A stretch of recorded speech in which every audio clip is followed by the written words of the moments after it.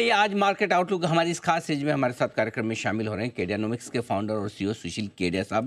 केडिया साहब बहुत बहुत स्वागत है, धन्यवाद हमें समय देने के लिए। सबसे पहले गुड मॉर्निंग। अच्छी गुड रिकवरी मॉर्निंग। दिखी है बाजार में, निचले स्तरों से 1000 पॉइंट करीबन करीबन निफ्टी आपका ऊपर आ चुका है। आपका व्यू पहले से भी 23,000 22,000 के आसपास से लगभग आपके 30,000 तक के बड़े लेवल्स आपके थे। बताएं सर, क्या वो भरोसा थोड़ा और मजबूत होता दिख रहा है? अब इस वक्त क्या है आपकी स्ट्रेटजी बाजार पर? अनिल जी, धन्यवाद मुझे आपके साथ सवेरे की इस वार्ता में शामिल करने के लिए। Thank you. देखिए, टीसीआर से अनुरोध है, चार्ट निकालें। हाथ कंगन को आरसी क्या, पढ़े लिखे को फारसी क्या। एनालिस्ट को अपनी एनालिसिस दिखानी चाहिए, टिप्पणी करने का हम संपादक है। मैं इंतजार कर रहा हूं पीसीआर, कृपया इस चार्ट को दिखाएं। मैं निफ्टी से शुरुआत करूंगा। हाँ, देखिए, ये निफ्टी के आप सारे ट्रेडिंग टॉप्स को जब कनेक्ट कर दो, निफ्टी फ्यूचर्स की चार्ट है, तो हम इस रेजिस्टेंस लाइन के करीब आ गए। एक असमंजस बनेगा, क्या ब्रेकआउट हो गया है। इस लाइन को थोड़ा फाइन फाइन प्रिंट आप को फाइन प्लॉट करोगे तो लगता है ब्रेकआउट भी हो गया। कि ब्रेकआउट हुआ कि नहीं हुआ, हुआ तो क्या स्टॉक्स लें। और अगर ये ब्रेकआउट नहीं हुआ है, 30,000 अपनी जगह पे है, वो युद्ध का फाइनल परिणाम है, हम वहां पहुंचेंगे मार्च अप्रैल 2026 में। पर उसके पहले अगर ये आप देखो, इस एनालिसिस को गौर से देखिएगा।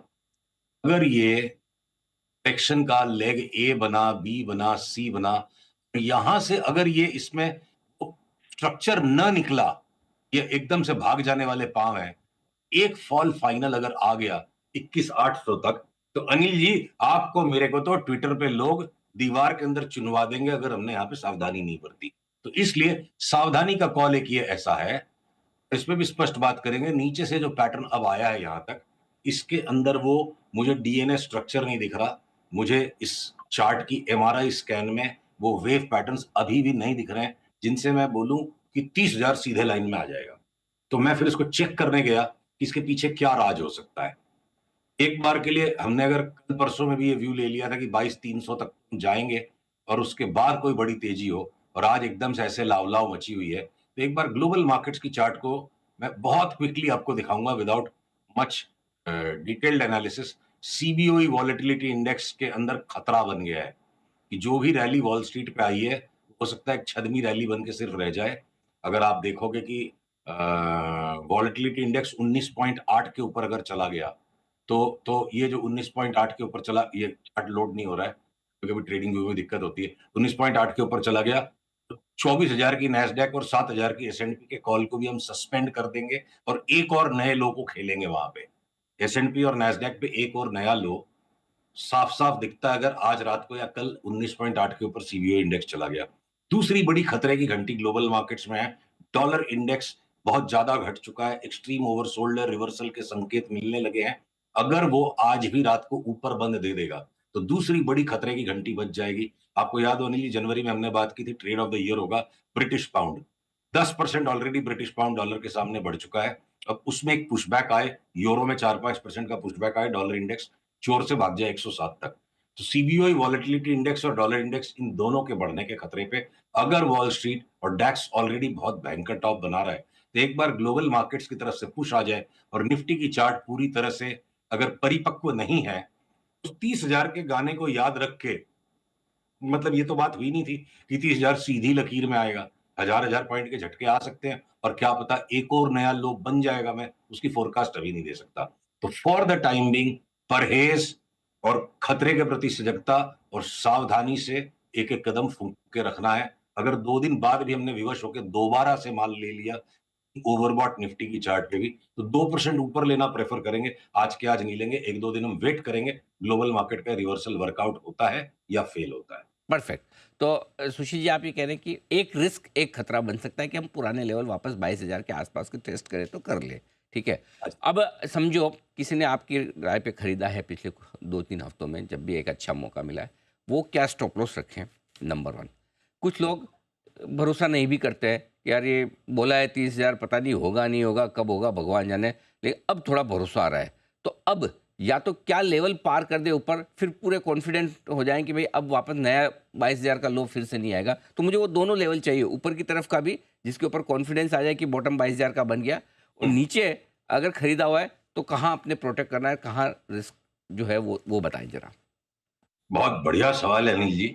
मतलब आपकी मेरी बात का पूरा निचोड़ निकल जाएगा इस एक सवाल के उत्तर में, और इसलिए मैं आपसे अनुमति लूंगा कि मैं इसमें 2 लाइनें एक्स्ट्रा ऐड करूं। जी, जी। देखिए, भविष्य के अंदर जो भविष्य के गर्भ में जो अनिश्चितता है, वो अनिश्चितता ही परिवर्तन को जन्म देगी और वो परिवर्तन ही घाटे या नफे का कारण बनेगा। तो उस अनिश्चितता के अनुपात को अपनी सामर्थ्य के अनुसार जो भांप के उठा पाएगा, अपनी सामर्थ्य से ज्यादा अनिश्चितता पोजीशन उठाने वाला दोनों सूरत में रॉन्ग हो जाएगा। तो स्टॉप लॉसेस दोनों साइड के जो हैं, उनको इस बात को ध्यान में रखते हुए करना है कि हमारे पास पूरी जिंदगी में भी और शेयर बाजार में भी सिर्फ यही मौके मिलेंगे कि कौन गलती कम करता है। सही काम करने का अगर आंसर मिल जाएगा कि सही क्या है, तो अनिश्चितता खत्म हो जाएगी, अनिश्चितता खत्म हो जाएगी तो परिवर्तन आएगा ही नहीं। तो कहाँ गलती कम होने की चांस है, मैं उसको आइडेंटिफाई करने में आपकी हेल्प करूंगा, क्योंकि इससे ज्यादा मनुष्य पता कर ही नहीं सकता है।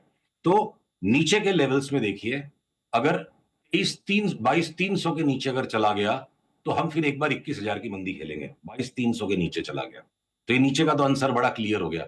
और ऊपर के लेवल्स में ऐसा कि चार्ट बहुरूपिया रूप ले सकती है, और इस बहुरूपिया रूप के अंदर में मैं सहारा लूंगा थोड़े कॉम्प्लिकेटेड सेटअप का, कि वॉलेटिलिटी इंडेक्स 19.8 के ऊपर चली जाए वॉल स्ट्रीट में, और एस&पी और सीएन और नेस्डैक, नेस्डैक 300-400 पॉइंट नीचे बंद आ जाए, एस&पी 100 पॉइंट इस भाव से नीचे बंद आ जाए, तो ग्लोबल हाराकिरी के भय में मैं एक बार निफ्टी की अपनी जो भी लॉन्ग्स है उनको काटूंगा, तो एक्सट्रीम ओवरबॉट हो चुकी है और ज्यादा मुनाफा दे दी। हो सकता है मैं सीएनएक्स आईटी के स्टॉक्स ले लूंगा, उन पे हम आएंगे, और हम कुछ सिलेक्टिव स्टॉक्स को शॉर्ट करेंगे और एग्जिस्टिंग लॉन्ग्स में हम अपनी stop loss, trailing stop loss, take profit की करते जाएंगे। दूसरा आंसर इसका एक और है, 2 तरह के काम कर सकता है कोई भी हमारी सलाह पे, एक शॉर्ट टर्म ट्रेडिंग करे और एक लॉन्ग टर्म के लिए डिलीवरी की बाइंग उठाए। तो कोल इंडिया, ओएनजीसी में अगर किसी को यहाँ से 70-80% कमाना है और 5-6-7% की बर्दाश्त अगर नहीं है, तो वो इन्वेस्टर नहीं बन पाएगा। 1-1% की स्टॉप लॉस लगा के इन्वेस्टमेंट नहीं हो सकता, वो ट्रेडर्स का काम है। तो स्टॉप लॉसेस जो है ट्रेडिंग के लिए है। पर अगर 30-32 हजार की निफ्टी का व्यू है, तो कोई जरूरी नहीं है ना कि 21 हजार की अगर निफ्टी आएगी तो ओएनजीसी नया लो देगा, या एचपीसीएल, बीपीसीएल नया लो देंगे, या एमआरपीएल और चेन्नई पेट्रो जो हमारे मेगा बैगर्स, मल्टी बैगर नहीं मेगा बैगर मूव है, तो क्रूड अगर उबलने को तैयार है, तो एमआरपीएल और चेन्नई पेट्रो में अंट शंट पैसा बन जाएगा। फ्लोटिंग स्टॉक भी नहीं है, प्योर रिफाइनर्स है। रशिया से जैसे हमें सस्ता तेल मिला, ईरान से मिल जाएगा। अगर ईरान इसराइल का झमेला आएगा, तभी क्रूड में इतनी बड़ी तेजी बनेगी। तो अनिल जी, स्टॉप लॉसेस अलग अलग चीजों के अलग अलग तरीके से जुड़ेंगे।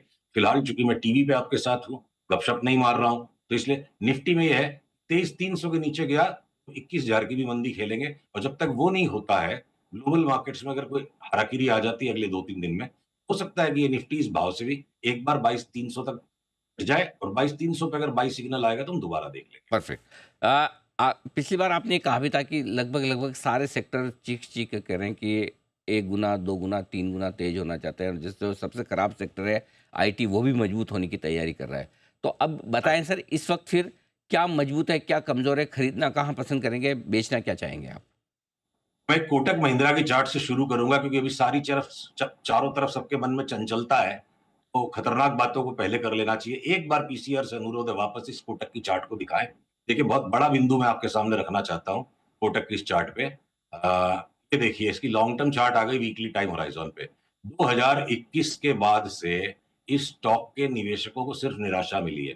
ये घट गया, एक निराशा आई, उसके बाद हतोत्साहित स्टॉक सिर्फ साइडवेज बैंड में चल रहा है। निराशा के बाद निरुत्साहित मूवमेंट है।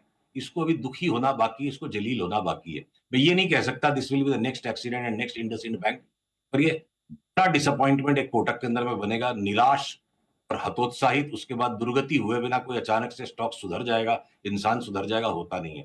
तो हम 1500 की फोरकास्ट कर रहे हैं ट्विटर पे ट्रोलर्स से बचने के लिए। किसको पता 1500 पे भी नहीं रुके और 1200 तक चला जाए।